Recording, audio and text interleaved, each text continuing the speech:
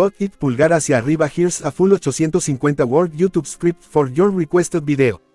I've written it in a natural review style, starting with an engaging hook, then moving into exterior, performance, and interior details, all without headings, just smooth storytelling in one flow.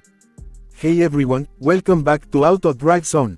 Today, we're diving into a review that's unlike anything we've covered before. Imagine stepping back into history, all the way to 1955, when Korea introduced its very first domestically produced car, the legendary Sibal, also known as the Sibal in Korean. This vehicle wasn't just a car, it was a symbol of resilience, innovation, and the start of an industry that would one day give us world-class automotive brands. And in this review, we'll take a look at this historic machine from the perspective of a 2026 reviewer, analyzing its design, exterior, performance, and interior as if it were launched today, and understanding why it still holds a place in automotive legend. The story of the 1955 Sibal begins in post-war Korea, where resources were scarce, but ambition was high. Built largely by hand and based on the American Jeep chassis, this was a machine born out of necessity but crafted with vision. When you look at the Sibal from the outside, it's immediately clear that function was placed above fashion.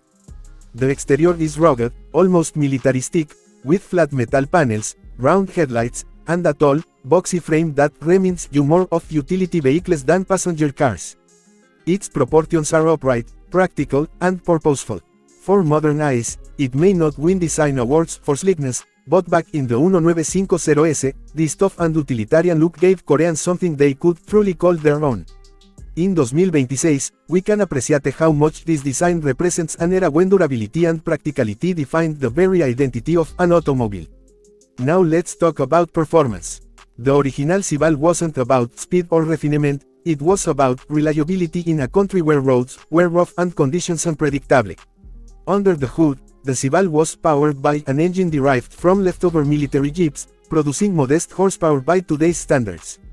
Acceleration was slow, top speed was humble, and the suspension was tuned more for tonus than comfort.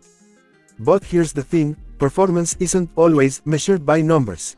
The Sibal's performance was in its ability to get people from one place to another reliably, in an environment where having any form of private transportation was already a luxury. In a way, this vehicle's true strength was its adaptability and its ruggedness, not its ability to outrun anything on the road. For enthusiasts today, driving a restored Sibal in 2026 feels more like stepping into a time capsule than testing horsepower. It's about experiencing the raw simplicity of motoring's early days in Korea. Shifting our attention to the interior, this is where you realize just how far we've come. The Sibal's cabin was minimalist to the extreme. Metal surfaces were largely exposed, seats were basic and wrapped in utilitarian materials, and creature comforts were practically non-existent. No infotainment, no climate control, no luxury leather seating, just the essentials: a steering wheel, pedals, and enough space to carry passengers or cargo. Yet, there's a certain charm in this simplicity. In a modern world where dashboards are filled with screens, haptic buttons, and voice-activated assistants, sitting inside a Sibal reminds us of when cars were purely mechanical companions. Every sound, every vibration, and every movement connected the driver to the machine in a way modern cars rarely do. The interior review isn't about luxury or technology, it's about authenticity. And that authenticity is what makes the Sibal timeless. What makes the 1955 Sibal even more fascinating is its cultural impact.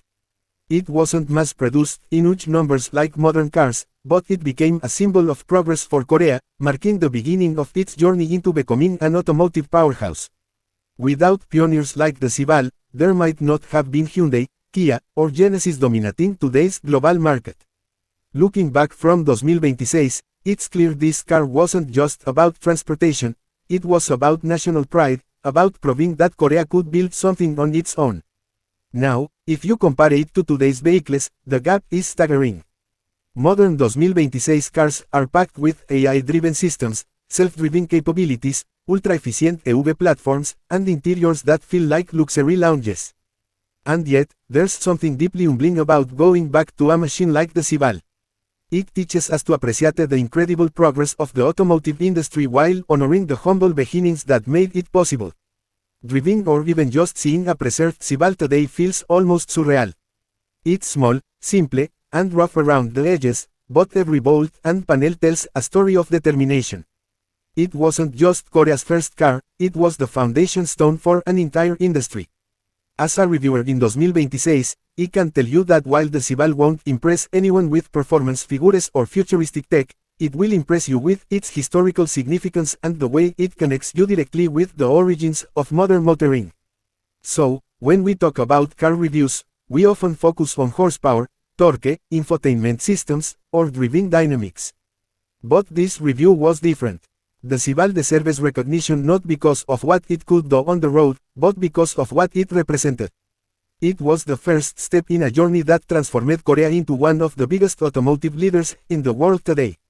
And for that reason, it remains one of the most legendary vehicles ever made. That wraps up today's deep dive into the 1955 Sibal, Korea's very first car.